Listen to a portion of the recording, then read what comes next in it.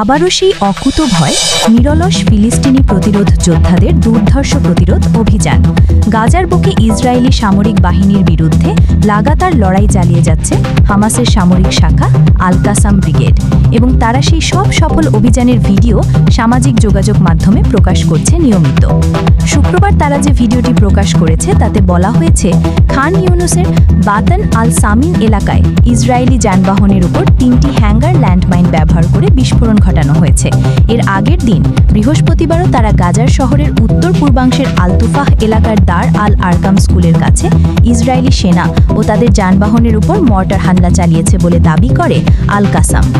এদিকে ফিলিস্তিনি প্রতিরোধের আরেক সংগঠন শহীদ ওমর আল কাসাম বাহিনীও জানায়, শুক্রবার সন্ধ্যায় খান ইউনিসের মিরেজ এলাকায় একটি ইসরায়েলি সামরিক লক্ষ্যবস্তুতে তারা মর্টার হামলা চালিয়েছে।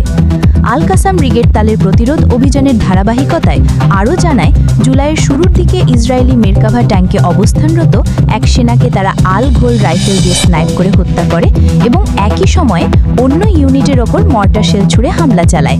6 জুলাই একটি অভিযানে তারা ইসরায়েলি সামরিক বাহিনীর একটি খনন যন্ত্রে ট্যান্ডেম শেল ছুড়ে আঘাত হানে। 10 জুলাই গাজার বাগদাদ সড়কে আল নাস স্কুলের কাছে অবস্থানরত 2 ইসরায়েলি সেনাকে স্নাইপ করে হত্যা করা হয়। এছাড়াও আল কাসাম ব্রিগেড যৌথভাবে আল কুদস ব্রিগেডের সঙ্গে মোরাক অঞ্চলে ইসরায়েলি বাহিনীর একটি কমান্ড অ্যান্ড কন্ট্রোল সাইটে মর্টার হামলা চালায়। একদিকে ফিলিস্তিনি যোদ্ধারা প্রতিদিন নিজেদের ভূমি রক্ষায় সাহসিকতা দেখিয়ে যাচ্ছে, অন্যদিকে আগ্রাসী ইসরায়েলি সেনারা বেসামরিক মানুষদের ওপর চালাচ্ছে পৈশাচিক নিপীড়ন। গাজায় খাদ্য সংগ্রহ করতে গিয়ে গত 2 দিনে 100 জনেরও বেশি নিরীহ মানুষ নিহত হয়েছেন এবং আরও বহু মানুষ আহত হয়েছেন।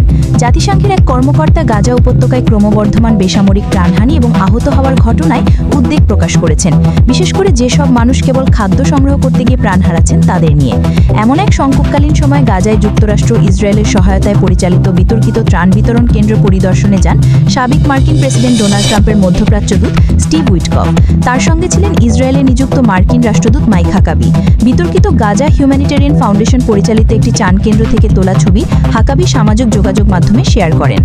অন্যদিকে ভয়াবহ মানবিক সংকটে বিপর্যস্ত গাজা উপত্যকার মানুষের পাশে দাঁড়াতে আকাশপথে ত্রাণ পাঠানোর ঘোষণা দিয়েছে ইটালি।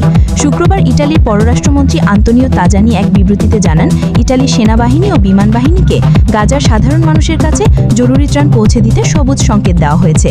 সুমাইয়া জান্নাত, জিএম টেলিভিশন। চোখ রাখুন জিএম টেলিভিশনের ফেসবুক পেজ ও ইউটিউব চ্যানেলে। সত্যের সন্ধানে সবার আগে জিএম টেলিভিশনের সাথেই থাকুন।